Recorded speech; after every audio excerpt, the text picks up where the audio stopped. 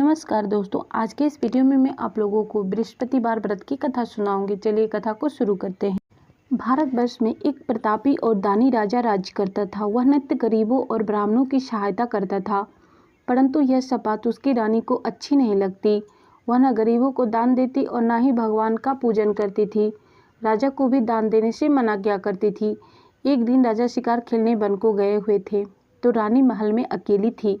उस समय बृहस्पति देव साधु वेश में राजा के महल में भिक्षा मांगने के लिए गए और भिक्षा मांगी। रानी ने साधु से कहा, हे महाराज, मैं इस दान पुण्य से तंग आ गई हूँ। आप कुछ ऐसा करें कि हमारा सारा धन नष्ट हो जाए और हम आराम से रह सकें। साधु ने कहा, देवी, तुम तो बड़ी विचित्र हो। संतान और धन तो सभी चाहते हैं। पापी भी पुत्र और धन की इच्छा करता है। यदि तुम्हारे पास धन अधिक है तो तुम भूखे मनुष्य को भोजन कराओ, प्याव लगवाओ, ब्राह्मणों को दान दो, मुसाफिरों के लिए धर्मशाला खुलवाओ और निर्धन की कुमारी कन्याओं का विवाह कराओ। धन को ऐसे कार्यों में खर्च करो जिससे तुम्हारा यश लोक परलोक में फैलेगा।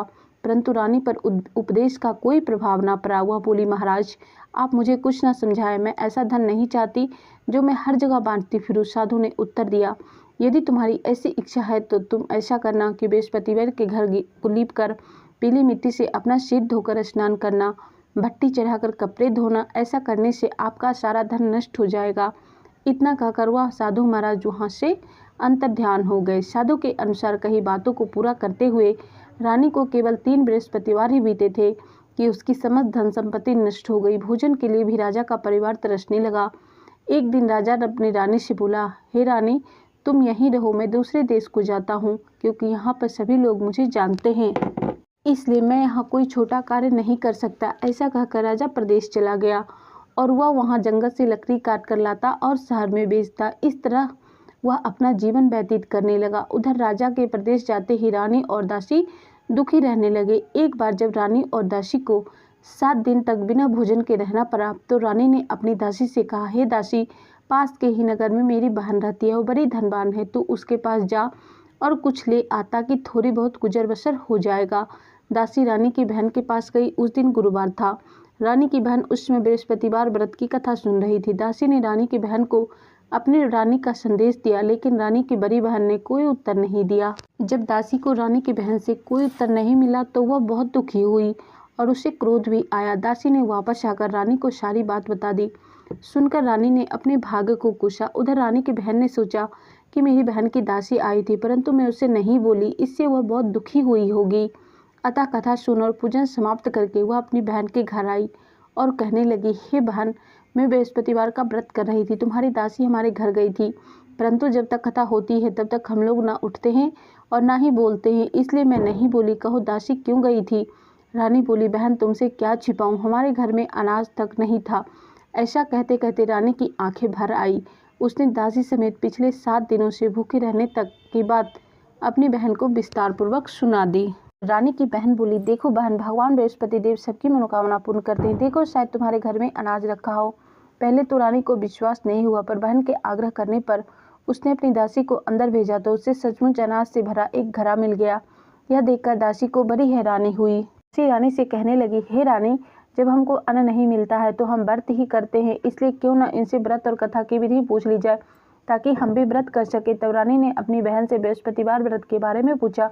उसकी बहन ने बताया, बृहस्पतिवार के व्रत में चने की दाल और मुनक्का से विष्णु भगवान का केले की जड़ में पूजन करें तथा दीपक जलाएं, व्रत कथा सुने और पीला भोजन ही करें। इससे बृहस्पति देव प्रसन्न होते हैं। और पूजन और व्रत का विधि बताकर रानी की बहन अपने घर लौट गई। 4 दिन बाद जब गुरुवार आया तो रानी और दासी ने व्रत किया। घुड़साल में जाकर चना और गुड़ ले आई। फिर उस केले की जड़ था विष्णु भगवान का पूजन किया।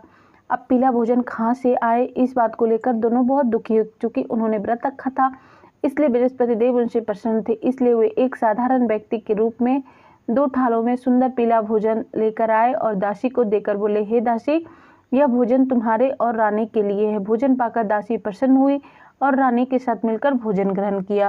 के बाद वे सभी गुरुवार को व्रत और पूजन करने लगे। बृहस्पति भगवान की कृपा से उसके पास फिर से धन संपत्ति आ गई। फिर रानी पहले की तरह आलस्य करने लगी। तब दासी बोली, देखो रानी, तुम पहले भी इस प्रकार आलस्य करती थी, तुम्हें धन को रखने में कष्ट होता था, इस कारण सभी धन नष्ट हो गया। अब जब भगवान बृहस्पति देव की कृपा से धन मिला है तो फिर तुम्हें आलस होते हैं। रानी को समझाते हुए दासी कहती है, बड़ी मुसीबतों के बाद हमने यह धन पाया, इसलिए मैं दान पुण्य करना चाहिए। भूखे मनुष्य को भोजन कराओ और धन को शुभ कार्यों में खर्च करो, जिससे तुम्हारे कुल का यश बढ़ेगा, स्वर्ग की प्राप्ति होगी, पितृ प्रसन्न होंगे। दासी की बात मानकर रानी अपना धन शुभ कार्यों में खर्च करने लगी, जिससे पूरे नगर में उनका यश फैलने लगा। बृहस्पतिवार व्रत कथा के बाद श्रद्धा के साथ आरती की जाने, इसके प्रसाद बांधकर उसे ग्रहण करना चाहिए। एक दिन राजा दुखी होकर जंगल में एक पेड़ के नीचे आसन जमाकर बैठ गया। वह अपनी दिशा को याद करके व्याकुल होने लगा। बृहस्पतिवार का दिन था। एकाएक उसने देखा कि निर्जन वन में एक साधु प्रकट हुए। वह साधु वेश में स्वयं बृहस्पति देवता थे। लकड़हारे के सामने आकर बोले, हे लकड़हारे, तुम इस सुनसान जंगल में किस चिंता में बैठे हो? लकड़हारे ने दोनों हाथ जोड़कर प्रणाम किया और उत्तर दिया, महात्मा जी, आप सब कुछ जानते हैं, मैं क्या कहूँ? यह कहकर रोने लगा और साधु को अपनी संपूर्ण कहानी सुना दी। महात्मा ने कहा, तुम्हारी स्त्री ने बृहस्पति देव के प्रति बृहस्पति भगवान का निरादर किया था, जिसके कारण रुष्ट होकर उन्होंने तुम्हारी यह दशा कर दी। अब तुम चिंता मत कर, मेरे कहने पर चलो और तुम्हारे सब कष्ट दूर हो जाएंगे। भगवान पहले से भी अधिक संपत्ति देंगे। तुम बृहस्पति देव के दिन कथा क्या करो, 2 पैसे के चने मुनक्का लाकर प्रसाद बनाओ और शुद्ध जल में लोटे में डालकर मिलाकर अमृत तैयार करो। कथा के पश्चात अपने सारे परिवार और सुनने वाले प्रेमियों में अमृत एवं प्रसाद बांटकर आप भी ग्रहण करो। ऐसा करने से भगवान तुम्हारी सब मनोकामनाएं पूरी करेंगे। साधु के ऐसे वचन सुनकर लकड़हारा बोला, हे प्रभु, मुझे लकड़ी बेचकर इतना पैसा नहीं मिलता जिससे भोजन करने के उपरांत कुछ बचा सकूं। मैंने रात्रि में अपनी स्त्री को व्याकुल देखा। मेरे पास कोई साधन नहीं जिससे मैं उनकी खबर मांग सकूं। साधु ने कहा, हे लकड़हारे, तुम किसी बात की चिंता मत करो। बृहस्पतिवार के दिन तुम रोजाना की तरह लकड़ियां लेकर शहर को जाओ, उससे दुगुना धन प्राप्त होगा, जिसे तुम भली भांति भोजन कर लोगे। तब बृहस्पति देव की पूजा का सामान भी आ जाएगा। इतना कहकर साधु अंतर्ध्यान हो गए। धीरे धीरे से व्यतीत होने पर फिर बृहस्पतिवार का दिन आया। लकड़हारा जंगल से लकड़ी काट कर किसी शहर में बेचने गया। उसे उस दिन अधिक पैसा मिला। राजा ने चना गुड़ आदि लाकर गुरुवार का व्रत किया। उस दिन से उसके सभी क्लेश दूर हो गए। परंतु जब अगला गुरुवार आया तो बृहस्पतिवार का व्रत करना भूल गया। इस कारण बृहस्पति भगवान नाराज हो गए। उस दिन उस नगर के राजा ने विशाल योग कर समस्त राज्य में घोषणा करवा दी कि कोई भी मनुष्य अपने घर में भोजन ना बनावे तथा आग ना जलावे। समस्त जनता मेरे यहाँ भोजन करने आवे। इस आज्ञा को जो न मानेगा उसे फांसी की सजा दी जाएगी। इस तरह घोषणा संपूर्ण नगर में करवा दी गई। राजा के आज्ञा अनुसार शहर के सभी लोग भोजन करने आए। लकड़हारा कुछ देर से पहुंचा, इसलिए राजा उसको अपने साथ घर ले गए और लेकर भोजन करा रहे थे तो रानी की दृष्टि उस खूंटी पर जिससे हार लड़का होता वहाँ दिखाई नहीं दिया। रानी ने निश्चय मेरा हार इसी मनुष्य ने चुरा लिया। उसी में सिपाहियों को बुलाकर उसको कारागार में डलवा दिया। जब लकड़हारा कारागार में पड़ गया तो बहुत दुखी होकर विचार करने, न जाने कौन से पूर्वजन्म के कर्म से मुझे दुख प्राप्त हुआ। उसी साधु को याद करने लगा जो जंगल में मिला था। उसी समय तत्काल बृहस्पति देव के रूप में प्रकट उसकी दशा को देखकर कहने, अरे मूर्ख, तूने बृहस्पति देव की कथा नहीं कही जिसके कारण तुझे दुख प्राप्त हुआ। चिंता मत कर, बृहस्पतिवार के दिन कारागार के दरवाजे पर 4 पैसे पड़े मिले, उनसे तो बृहस्पति देव की पूजन करना तो तेरे सभी कष्ट दूर हो जाएंगे। बृहस्पतिवार के दिन से 4 पैसे मिले। लकड़हारे कथा कही और उसी रात्रि को बृहस्पति राजा को स्वप्न में कहा, हे राजा, तूने जिस आदमी को कारागार में बंद कर दिया निर्दोष है और राजा उसे छोड़ दे। रानी का हार उसी खूंटी पर लटकाकर तो ऐसा नहीं करेगा तो मैं तेरे राज को नष्ट कर दूंगा। इस रात्रि के स्वप्न को देखकर राजा प्रातःकाल उठा और खूंटी पर हार देकर लकड़हारे को बुलाकर क्षमा मांगी था। लकड़हारे के योग सुंदर वस्त्र आभूषण देकर विदा किया। बृहस्पति देव के आज्ञा से लकड़हारा अपने नगर को चल दिया। जब राजा अपने नगर के निकट पहुंचा तो बड़ा ही आश्चर्य, नगर में पहले से अधिक बाग, तालाब, कुएं, बहुत सी धर्मशालाएं, मंदिर आदि बने। राजा ने पूछा, किसका बाग और धर्मशाला है? तब नगर के सब लोग कहने लगे, यह सब रानी और दासी द्वारा बनवाए गए। तो राजा को आश्चर्य और गुस्सा भी आया। तब रानी ने खबर सुनी कि राजा आ रहे तो उन्होंने दासी से कहा, हे दासी, देख राजा हमको कितनी बुरी हालत में छोड़ के थे, वो हमारी ऐसी हालत देखकर लौट ना जाए, इसलिए तू दरवाजे पर खड़ी हो। आज्ञा अनुसार दासी दरवाजे पर खड़ी हो गई। राजा तो अपने साथ तलवार लाई। तब राजा ने क्रोध करके अपनी तलवार निकाली और पूछा, यह धन तुम्हें कैसे प्राप्त हुआ? तब उन्होंने कहा, मैं ये सब धन बृहस्पति देव के व्रत के प्रभाव से प्राप्त हुआ। राजा ने निश्चय किया कि इस रात 7 रोज बाद तो सभी बृहस्पति देव का पूजन करते, परंतु मैं प्रतिदिन दिन में 3 बार कहानी तथा रोज व्रत किया करूंगा। अब हर समय राजा के दुपट्टे में चने की दाल बंधी रहती थी। दिन में 3 बार कहानी कहता था। तो राजा ने विचार किया, चलो अपनी बहन के यहाँ हो गए। इस तरह निश्चय घोड़े पर सवार हो अपनी बहन के यहाँ चलने लगा। मार्ग में उसने कुछ आदमी मुर्गे को लिए जा रहे रोकर कहने लगा, अरे भाइयों, मेरे बृहस्पति देव की कथा सुन लो।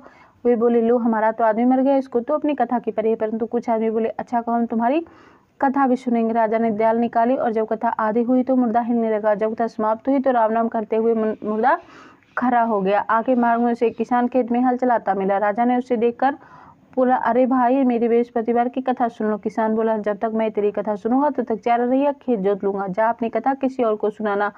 इस तरह राजा आगे चलने लगा। राजा के हटते ही बैल पछाड़ खाकर गिर गए और किसान के पेट में बहुत जोर से दर्द होने लगा।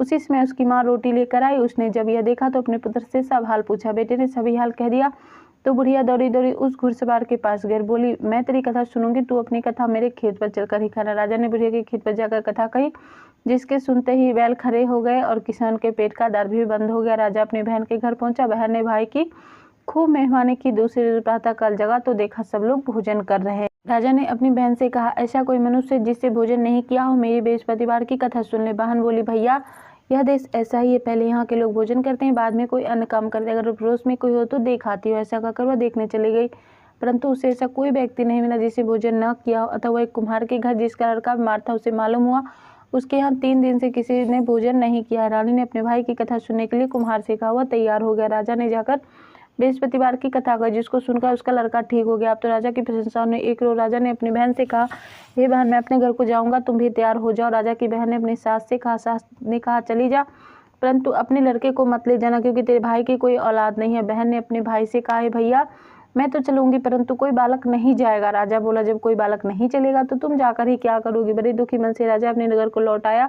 राजा ने अपनी रानी से कहा, हम निर्वंशी, हमारा मुंह देखने का धर्म नहीं, और कुछ भोजन आदि नहीं किया और सैया पर लेट गया। रानी बोली, हे प्रभु, बृहस्पति देव ने हमें सब कुछ दिया है, वो हमें संतान भी अवश्य देंगे। उसी रात बृहस्पति देव ने राजा को स्वप्न में कहा, हे राजा, उठ, सभी शोध त्याग दे, तेरी रानी गर्भ से है। राजा की यह बात सुनकर बड़ी खुशी हुई। 9वें महीने रानी के गर्भ से एक सुंदर पुत्र पैदा हुआ। तब राजा बोला, हे रानी, स्त्री भोजन के रह सकती है, पर बिना कहे नहीं रख सकती। जब मेरी बहन आवे तो तुम उसे कुछ मत कहना। रानी ने सुनकर हाँ कर दिया। जब राजा की बहन ने यह शुभ समाचार सुना तो बहुत खुश हुई था। बधाई लेकर अपने भाई के यहाँ आई। तभी रानी ने कहा, घोड़ा चढ़कर नहीं आई, गधा चढ़ी आई। राजा की बहन बोली, भाभी, मैं इस प्रकार ना कहती तो तुम्हें औलाद कैसे मिलती। बृहस्पति देव ऐसे ही, जिसके मन में जो मनोकामना रहता है सभी को पूर्ण करते। जो सद्भावना पर बृहस्पतिवार का व्रत करता एवं कथा पढ़ता है अथवा सुनता है, दूसरे को सुनाता है, बृहस्पति देव उसकी सदैव रक्षा करते हुए, सच्चे मन से हृदय से मनन करते हुए, जय बोलो बृहस्पति देव की जय, लक्ष्मी माता की जय, गुरु महाराज की जय।